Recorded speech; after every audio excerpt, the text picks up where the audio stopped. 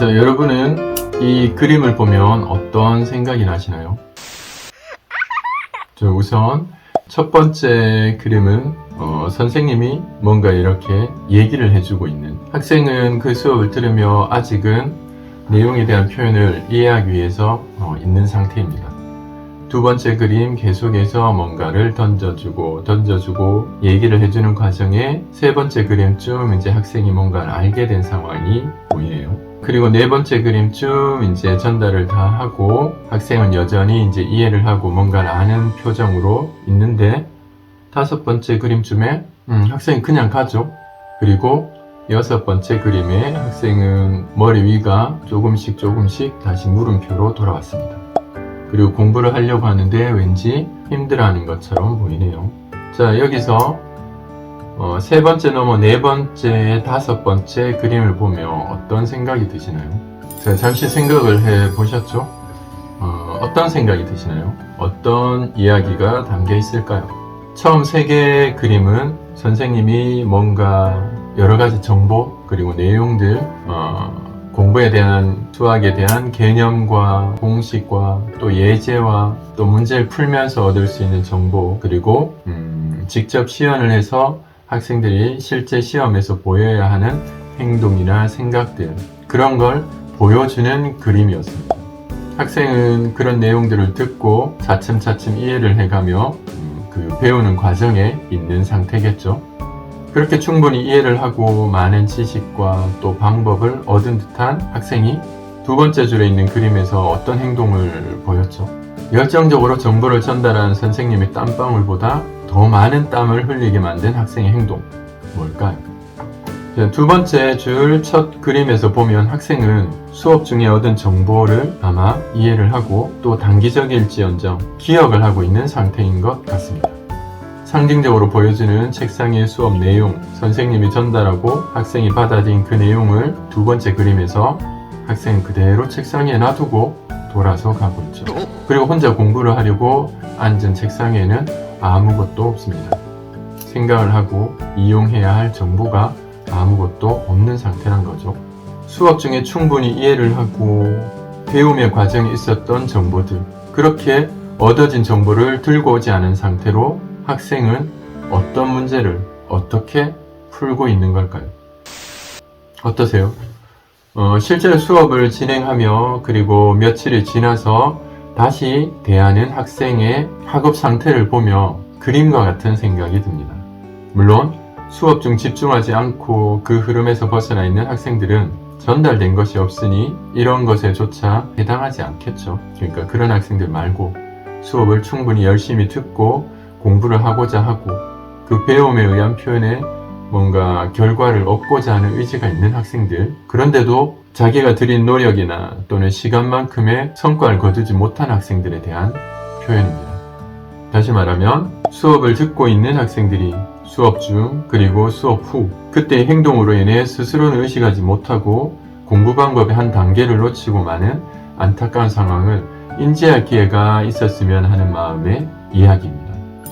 대부분의 학생들은 수업 중 정보를 전달하고 또 개념을 설명하고 문제를 풀면 고개를 끄덕이며 알고 있음을 드러내 보여줍니다. 그렇게 이해를 하고 있습니다. 근데 그 다음은 그렇게 이해하고 받아들인 많은 내용들, 정보들, 실전에서 자기가 써야 되는 여러 가지 정보들을 어떻게 해야 할까요? 학생들이 가끔은 문제를 풀면서 공부를 하고 있다라고 느끼지만 실전을 예상을 하고 배운 것을 자기가 쓸 수 있는 과정으로 만드는, 말 그대로 공부 방법이죠. 그걸 모른 채로 시간을 허비하는 학생들이 많습니다. 적어야 해요. 선생님이 어떤 말씀들을 하고 행동들을 하면 굉장히 사소한 것들도 적어야 합니다. 다시 볼 수 있는 바탕을 만들어 둬야 합니다. 우리의 기억은 휘발성이 강해서 어느 일정 기간을 쓰지 않은 채로 놔두면 당연한 듯이 사라지게 됩니다. 그래서 실제 시험을 쳐야 될 때는 머릿속에 내가 어떤 생각을 해야 되고 어떤 움직임을 보여야 할지에 대한 바탕이 되는 생각이 없을 가능성이 높습니다. 그러한 정보가 없는 상태로 우리는 어쩌면 생각을 한다, 또 문제를 보고 있으니까 뭔가 시간을 쓰고 있으니까 뭔가를 하고 있다 라는 이미지만 계속해서 쌓이고 있는 거죠. 그렇게 이해만으로 나중에 치를 시험들을 대할 수 있느냐, 대비할 수 있느냐 하면 그렇지 않을 겁니다.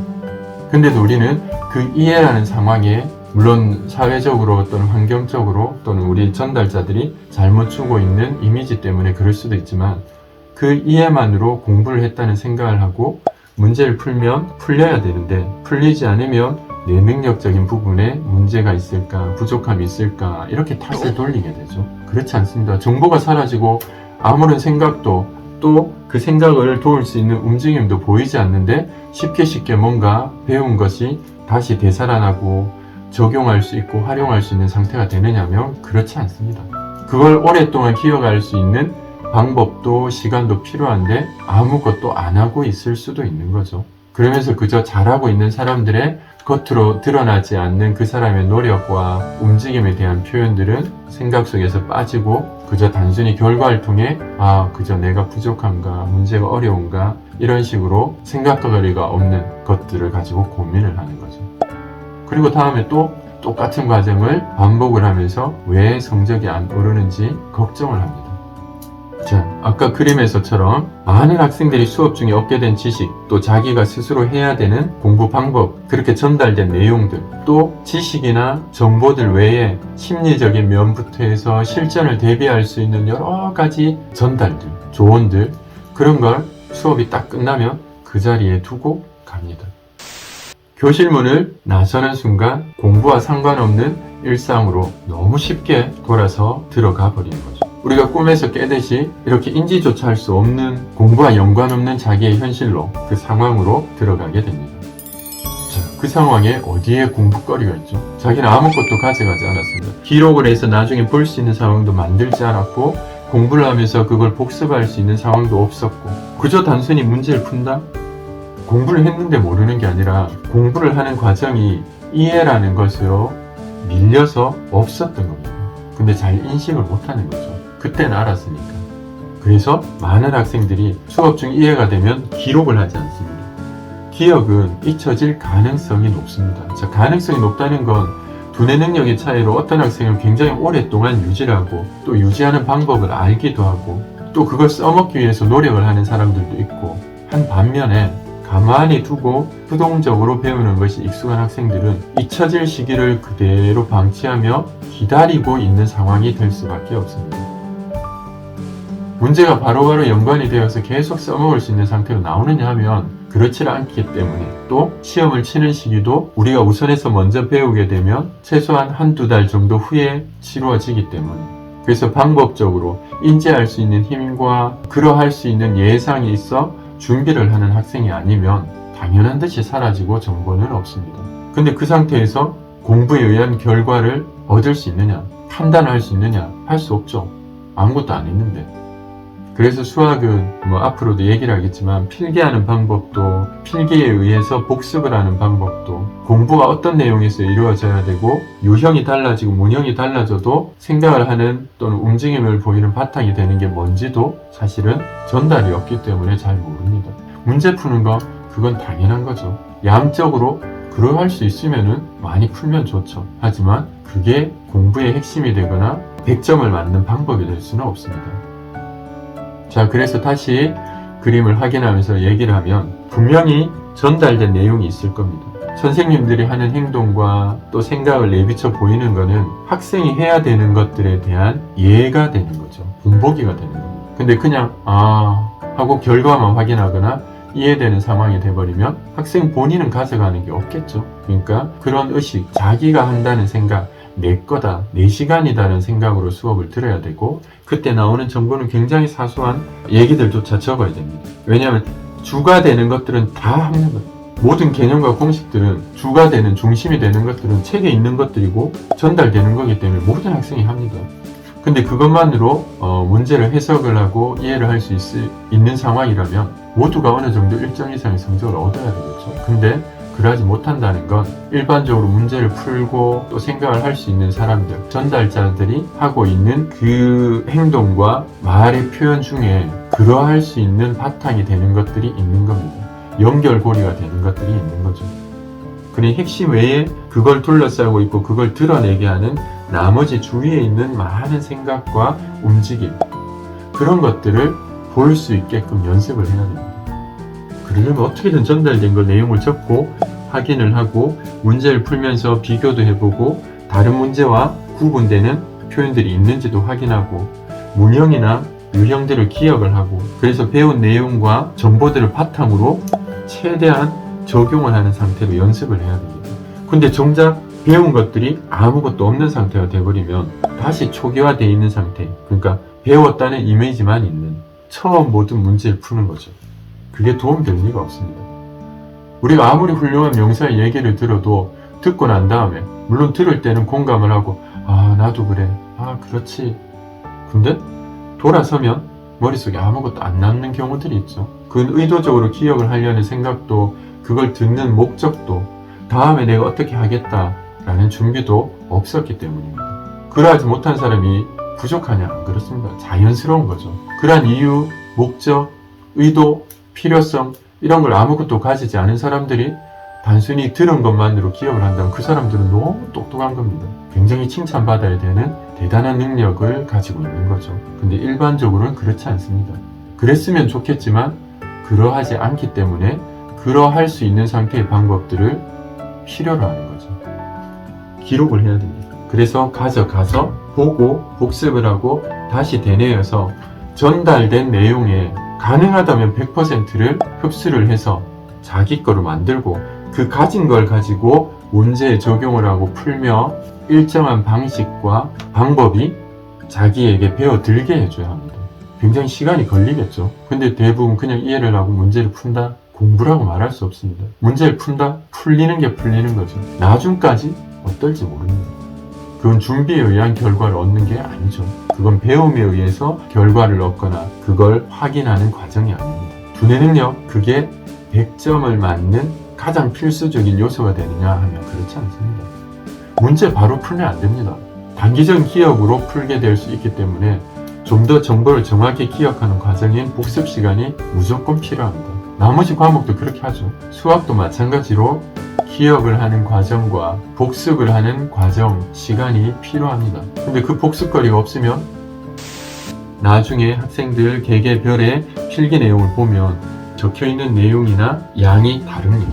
누군가는 한 문제에 대한 결과만 적혀있는 사람도 있고 누군가는 그 문제에 대해서 선생님이 얘기했던 표현들, 자기가 놓친 거, 그러한 이유, 구분되는 유형들, 관계되는 문제의 번호 이런 것까지 적혀 있는 거죠. 여러 가지 세부적인 내용들까지 적어놔서 막 2페이지씩 될 때도 있습니다. 근데 어떻게 복습거리가, 그러니까 공부하는 양과 깊이가 같을 수가 있겠습니까? 당연히 다릅니다. 근데 그런 것조차 없는 상태인데 공부를 했다고 말한다면, 그리고 문제를 푼다면 뭔가 잘못된 거겠죠. 누군가 얘기를 하듯 교실 문을 나선 후에도 수업 중에 배운 것들을 되뇌고 또 생각을 하고 그래야 됩니다. 어떤 학생을 봤는데 그 학생이 농구에 대한 관심이 높은 학생이었는데 그 학생은 엘리베이터 앞에서 막 농구하는 폼을 잡고 있었습니다. 머릿속에서 그렇게 많은 생각을 또 굉장히 오랜 기간을 유지하면서 그 관심도를 보이고 또 몸으로 실천을 하며 연습을 하는 시간들을 갖죠. 공부도 그 정도의 깊이를 가지고 관심도를 가지고 또 꽤 긴 시간 유지를 해줘야 일정 성과를 얻을 수가 있습니다. 자, 그렇게 짧은 그 수업 시간이 일상을 지배할 수 있어야 됩니다. 그래야 겨우 변해가는 거죠. 겨우 습관이, 옳은 방법이 자기 거화 되어 갑니다. 연속된 일상에 잠시 끼어든 상태가 되는 공부와 무관한 상황으로 있다가 학원에 잠깐 몸을 담그는 걸로 그 많은 시간, 다른 생각을 하는 시간들의 변화가 있을 거라 생각한다면 그건 너무, 그렇게 이해한 내용은 왜곡되기 전에 빨리 복습하고 기억하고 또 문제에 적용해보고 이해한 내용을 더 정확히, 명확히 정리를 해서 머릿속에 꾹꾹 넣어놔야 합니다. 그것도 다음에 필요할 때 빨리 찾을 수 있는 위치에. 두 번째 줄의 마지막 두 그림에서처럼 수업 중 내용은 참고적인 것처럼 그저 듣고 보고 그렇게 돌아서는 건 배우지 않은 자신의 처음 상황으로 문제를 대하며 어려워하는 이미지만, 그러한 생각만 늘려가는 꼴이 됩니다. 근데 정말로 많은 학생들이 책에는 정말 기본적인 이론과 예제, 즉 뼈대만을 가지고 있다는 것을 알고 있으면서도 이것에 살을 붙이고 근육을 만드는 선생님의 도움을 참고로만 듣고 많은 행동을 보이곤 합니다. 물론 모르기 때문이겠죠. 알고서 그런다면 그건 스스로가 스스로를 관리하지 않는 상황이 되기 때문에 뭐 어떻게 할 수가 없는데, 많은 학생들이 그 출발선이 되고 또 뭔가를 하는데 바탕이 되는 것에 대한 전달이 없어서 모르는 경우가 많습니다. 그런 점에 있어서 전달자인 입장에서는 참 안타깝고 미안한 일이죠. 그렇게 인지할 기회가 있어야 되는데 어쩌면 인지할 기회가 없기 때문에 어려움을 반복하는 걸 수도 있으니까. 일정 시간 수업 중에 선생님이 계속해서 얘기를 하고 움직이고 확인을 하고 적고 하면서 보여줬던 그 정보가 어느 만큼 남아있을까요? 학생이라면 이 질문에 대답을 하는 자신의 생각으로 공부를 어떻게 하고 있는지, 그 정도가 어떠한지 판단할 수 있는 기준이 될 것입니다. 자, 결과적으로 수업 중 했던, 전달받았던 내용 들고 가야 합니다. 많이 적고 자신이 복습할 거리를 많이 만들어 놔야 합니다. 그래야 공부거리가 생기고, 그래야 공부를 할 거고, 그래야 공부를 한 내용을 가지고 문제를 풀며 배움에 의한 결과를, 수행에 의한 결과를 확인할 수가 있습니다. 자, 들고 가서 배운 것을 되뇌고 보고, 그렇게 또 나중에 다시 볼 수 있게끔 해줘야 합니다. 기억이라는 건 쉽게 잊혀지게 될 것이고, 그렇게 쉽게 잊혀질 수 있고 당연한 상황으로 잊혀질 수 있는 걸 우리는 조금이라도 늦추고 또 아예 없을 수 있는 상태를 만들기 위해 공부를 하고 또 시간을 쓰고, 또 어쨌든 이 자리에 있고 어쨌든 공부를 해야 되고 어쨌든 그 시기를, 그 기간을 지나야 되는데 똑같이 어려움을 겪고 스트레스를 받으면서 내실은 하나도 귀하지 않는 상태가 된다면 너무나 안타깝고 어쩌면 억울할 수도 있겠죠. 그러니까 조금 더 옳은 방법으로 하나하나를 굉장히 세세히 관찰하고 파악을 하고 자신을 바꾸기 위해서 정말 무던한 노력이 필요합니다. 그저 시간을 보내며 공부를 했다는 착각, 그러한 이미지만 쌓아가면서 더 자신을 기만하고 또 그러한 과정을 반복하는 일은 없어야 합니다. 헛된 노력을 하면서 충분히 열심히 하는데 잘 안 되는 것처럼 뭔가 다른 핑계거리를 찾고 자신이 바뀌지 않으면서 다른 환경을 바꾸려고 해서도 안 됩니다. 철저하게 자신을 관찰하고 확인을 하고 세세히 뜯어봐서 뭔가 수정할 거리는 수정을 하고 교정이 필요하면 교정을 하고 또 반복되는 경험을 지식으로 만들고자 노력을 하고, 그렇게 해줘야 겨우 알아갑니다. 어떠신가요? 학생의 입장에서 지금 듣고 있다면 자신은 어떠한 상태인지 확인을 해보셔야 합니다. 그림에서와 같은 상황을 반복하며 뭔가를 하고 있다라고 느끼는 그런 상황이 아니길 간절히 바랍니다. 부모님 입장이거나 전달자 입장이라면 그러한 상황들을 살펴주십시오. 아이들은 지속적으로 어릴 때부터 그러한 환경에 노출이 되고 좀 더 전달받고 또 관리를 받으며 생각할 수 있는 힘이 키워지고 또 그걸 돕기 위해서 움직임을 보이는 연습이 되어 있지 않으면 능동적으로 그냥 보여지는 것, 들려지는 것으로 전문가들이, 그러니까 부모님들이 또는 전달자들이 하는 것처럼 할 것이라고 기대할 수 없습니다. 예를 들어 누군가가 운전하는 차에 동승을 해서 굉장히 긴 시간을 있는다고 해서 그 운전하는 걸 본다고 해서 내가 운전을 할 수 있느냐, 그것도 잘할 수 있느냐, 그건 다른 일이죠. 완전히 다른 일입니다. 자, 아이들의 능력치나 스스로 하는 능동적인 힘을 무시해서가 아니라 충분히 그렇게 혼자 움직일 수 있도록 우리는 우리가 아는 정보들 어떻게든지 그걸 끄집어내서 100개면 100개를 다 전달할 수 있어야 합니다. 그게 어느 정도 벌써 아이들이 커서 전달하는 것이 힘든 상황이라면 전문가에게 도움을 청하겠지만 최대한 전달자들이, 부모님들이, 그러니까 우리 부모인 입장에서도 알고 있는 걸 최대한 전달하고 관리를 해줘야 됩니다. 애들이 왜 저것도 못해? 너 전에 봤잖아. 이런 식으로 말해서 교육이 되거나 생각을 할 수 있는 기회가 생기거나 이렇지 않습니다. 충분히 정확하게 또 진지하게 정보가 전달되는 상황이라는 걸 인식할 수 있게, 그리고 자기 스스로 그 상황에 대한 인지력이 없다는 것을 알 수 있게 전달을 해줘야 정보가 늘어나고 지식이 늘어나게 됩니다. 그래야 겨우 생각을 하고 능동적으로 움직이고 또 뭔가를 도출해낼 수 있는 상황이 되는 거죠. 그리고 그 수행에 대한 것은 개인의 몫이라는 것도 전달을 해주셔야 합니다. 우리는 최대한 전달을 하고 반복을 해서 긴 시간을 전달하며 관리를 해주고 그것을 수행해서 결과를 얻는 건 스스로의 힘으로 그렇게 구분되어 해야 될 것들이 있음을 역시 알 수 있게 해줘야 합니다. 오늘도 수고하셨습니다.